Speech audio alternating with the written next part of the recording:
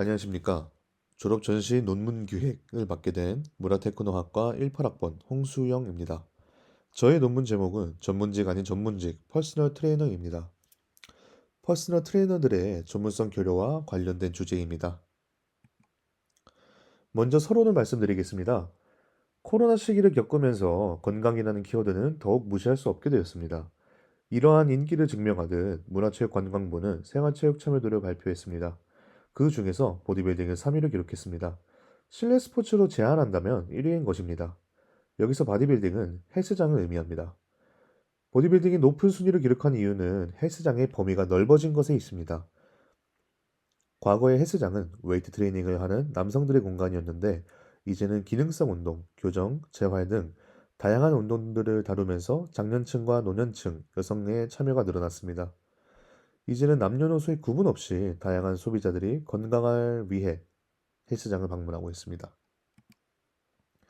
하지만 이렇게 긍정적인 점과는 달리 부정적인 측면 역시 존재합니다. 건강 증진을 위한 생활 스포츠에 관심은 더욱 증가하고 있는데 이 과정에서 대부분의 초심자는 지속적이고 체계적인 능력을 갖춘 전문 지도사를 찾게 됩니다.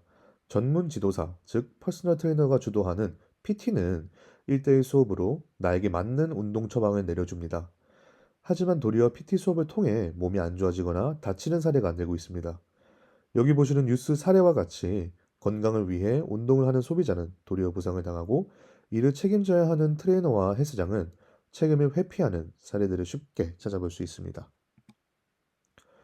이러한 사건 사고가 많아지는 이유는 전문성이 결여된 트레이너들이 대거 등장했다는 점입니다. 책임감과 전문성이 결여된 트레이너들의 사례가 잦아지면서 소비자들의 인식이 바뀌고 있는 상황입니다. 운동을 처음 시작하는 소비자는 PT를 해야 한다는 인식, 트레이너들과 헬스장에 대한 인식도 부정적으로 변하고 있습니다.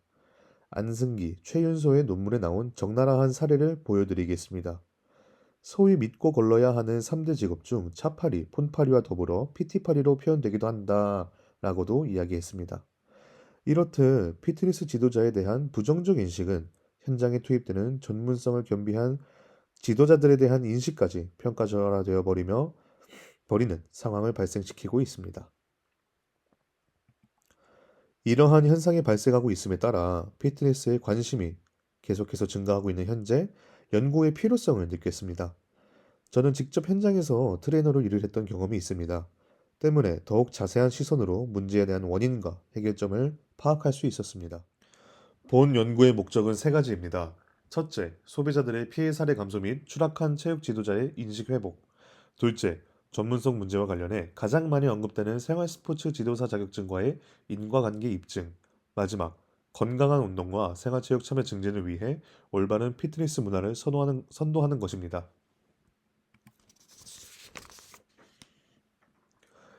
첫 번째로 제시하는 문제점은 유일한 국가 공인 자격증, 생활 스포츠 지도사 2급 바디빌딩입니다. 사진에서 보여드리는 것은 스포츠 지도사와 관련된 자격 종류입니다. 전문 지도사나 건강운동관리사는 해당 종목의 선수 경험이나 체육 관련 학위가 필요합니다. 하지만 생활 스포츠 지도사는 아무런 자격 요건이 없습니다. 때문에 가장 쉽게 취득할 수 있습니다. 해당 자격증의 취득 과정은 필기, 실기 및 구술, 연수 과정으로 이루어져 있습니다. 저는 해당 자격증의 모든 취득 과정에 문제가 있다고 제시했습니다. 먼저 필기 과정은 현재 선택 과목 제도로 시행되고 있어 응시생 대부분이 트레이닝이 필수인 생리학과 운동역학을 배제하고 인문학 계열 과목을 위주로 선택하는 경향이 있습니다.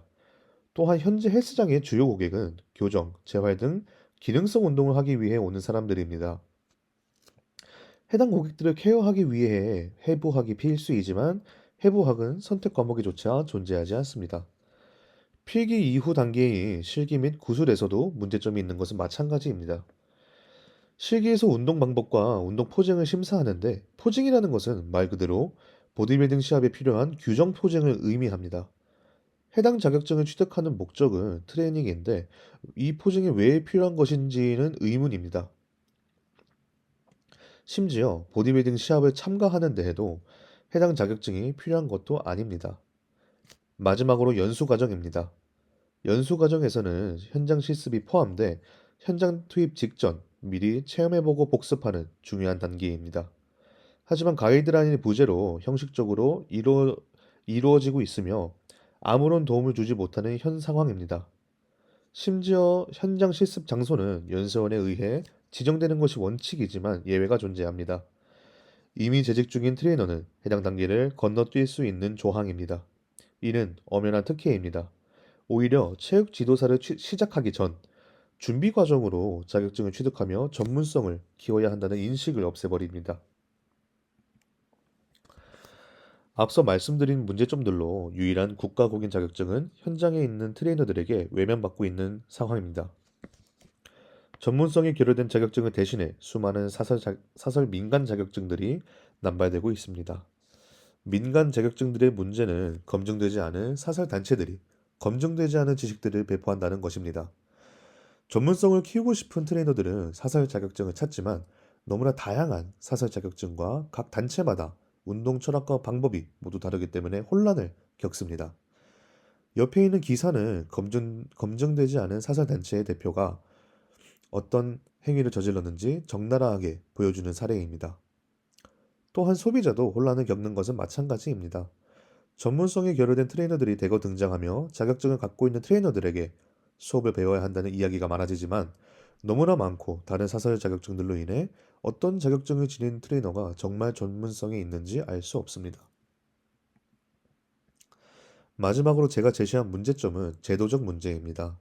단순한 웨이트 트레이닝만을 진행하는 과거와 달리 현재의 트레이너들은 각기 다른 고객의 체형을 파악하고 그에 맞는 운동 처방을 내리며 고객의 신체를 책임집니다.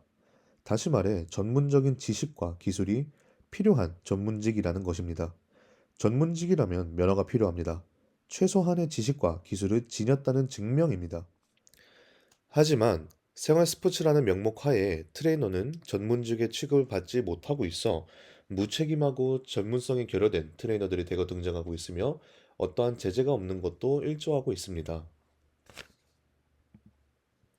앞서 제가 제시한 문제점들을 입증하기 위해 심층 인터뷰를 진행했습니다.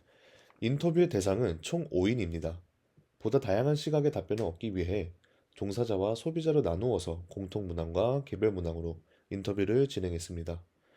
종사자 중 2인은 현직 트레이너이며 1인은 이들을 고용하는 피트니스 센터의 대표입니다.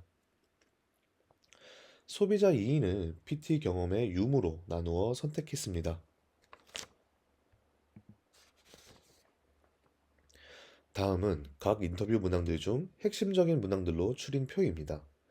현재 전문성이 결여된 트레이너들과 관련된 문제 상황의 인지, 직접 겪은 사례가 있는지에 대한 답변은 종사자와 소비자 모두 나누지 않고 겪었다는 답변을 받았습니다. 또한 소비자인 모두 트레이너에 대해 부정적인 인식을 갖고 있다고 답변하였습니다. 그리고 종사자의 개별 질문으로는 공인 자격증에 대해 질의하였고, 종사자 모두 해당 자격증의 취득 과정은 문제가 있으며 전문적이지 않다고 답변하였습니다. 다만 사설 자격증에 대해서는 답변이 갈렸습니다. 종사자 중 2인은 각각 중립적인 입장과 사설 자격증이 도움이 된다는 입장을 내세웠습니다. 하지만 2인 모두 공인 자격증이 전문적이지 않아서 어쩔 수 없이 사설 자격증을 취득했다는 발언을 하였습니다. 마지막 질문이 면허와 같은 제재를 할 수 있는 제도의 도입에 대해서는 5인 중 1인을 제외 모두 동의하였습니다.